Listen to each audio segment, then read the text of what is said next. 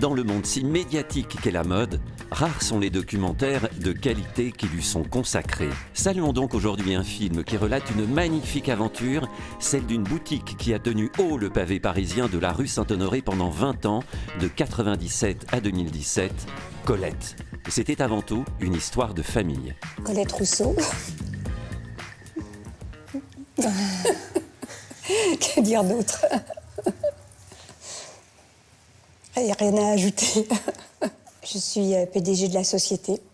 Je m'occupe principalement du personnel et de la gestion du magasin. Je m'occupe des achats, des expositions, des programmations d'événements, et plein de petites choses. Colette, c'était le premier concept store parisien. 700 mètres carrés sur 3 étages, un bar où l'on servait 80 différentes sortes d'eau minérale, une librairie, de la musique, de la mode pour hommes, pour femmes, dont les sélections comme les vitrines étaient changées chaque semaine, et puis une galerie d'art et un espace beauté, un lieu d'avant-garde. Notre idée, notre point de départ, c'était l'humain, et c'est de se rendre compte ce qu'il existait derrière cette institution. Et du coup, on nous a offert cette opportunité de raconter cette diversité-là, aussi bien chez les employés que chez les clients, parce qu'une boutique rue Saint-Honoré avec autant de diversité, surtout dans les années où ce magasin a vu le jour, en 97 en l'occurrence, ça n'existait pas. Il a été copié évidemment, ou en tout cas ce modèle-là est devenu beaucoup plus répandu et démocratique, mais ce n'était pas le cas à l'époque.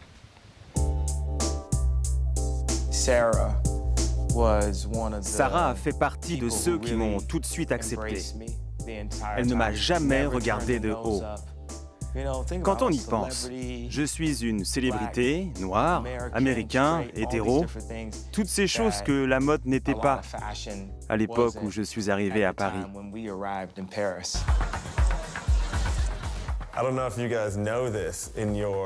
Je ne sais pas si vous avez entendu parler de cet épisode de l'histoire de la street culture moderne, mais un jour, pendant l'été, lors d'une Fashion Week, alors que je signais des livres chez Colette, ça s'est transformé en une énorme bagarre. Il y avait A$AP Rocky et son équipe.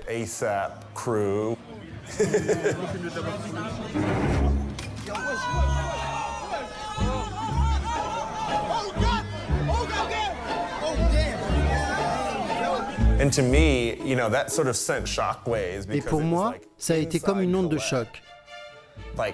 Cette bagarre qui éclate à l'intérieur du magasin, mais pour moi, c'était comme un instantané de la jeunesse, de l'énergie de cette nouvelle génération.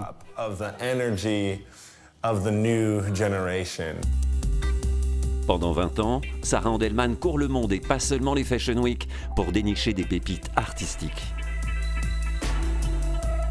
La force de Sarah, c'était de se dire qu'elle voyageait, donc elle voyait.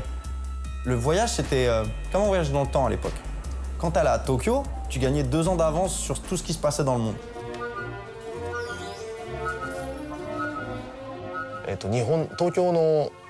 J'ai rencontré Sarah quand elle est venue à la présentation de ma collection au Japon. J'ai été frappé par sa compréhension profonde du design des vêtements. Elle était très rapide à comprendre. Je n'avais pas besoin de lui expliquer pour quelle raison ou dans quel but j'avais dessiné tel détail, de telle manière, elle comprenait aussitôt. J'ai été très impressionné. Je considère que Colette a servi de vitrine à un grand nombre de produits et de marques japonaises, et pas seulement à Paris. Bien que Colette soit située à Paris, mais dans le monde entier.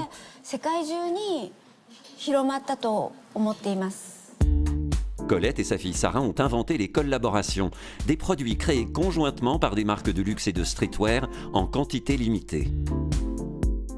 Et moi, ce qui m'a, je pense, le plus fasciné, je pense que c'était Hermès, parce que pour moi, c'était un rêve absolu.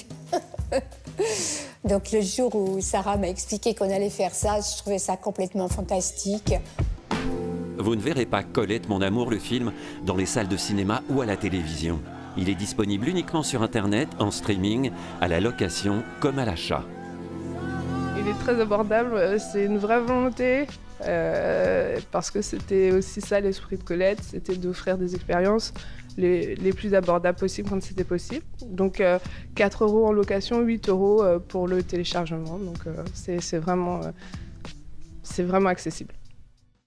Aujourd'hui, Colette savoure une retraite bien méritée. Sarah, elle, continue ses activités de conseil et les développements de collaboration malgré la pandémie. Je reste très optimiste, très positive. Je pense que tout le monde retiendra cette période de remise en question. Et je vois beaucoup dans les jeunes créateurs qui souhaitent travailler avec des matières ou des process autour de la sustainabilité. J'espère que les gens vont continuer de lire des livres sur papier, écouter des vinyles, de la musique avec un vinyle. J'ai peut-être l'air d'une vieille grand-mère en disant ça, mais des choses vraies. Colette et Sarah avaient inventé une nouvelle façon de voir le monde et pas seulement celui de la mode. Le film qui leur est consacré devient aujourd'hui pour nous une formidable source d'énergie. Cette semaine, le jeune chef d'orchestre Raphaël Pichon est l'invité du Paris des Arts. Ensemble, nous irons visiter le chœur musical de la capitale, la Philharmonie de Paris, où il se produit régulièrement avec son ensemble Pygmalion. Et puis une rencontre avec un ami de longue date, le peintre Julien Desmontiers. Le Paris des Arts de Raphaël Pichon à retrouver très vite sur France 24.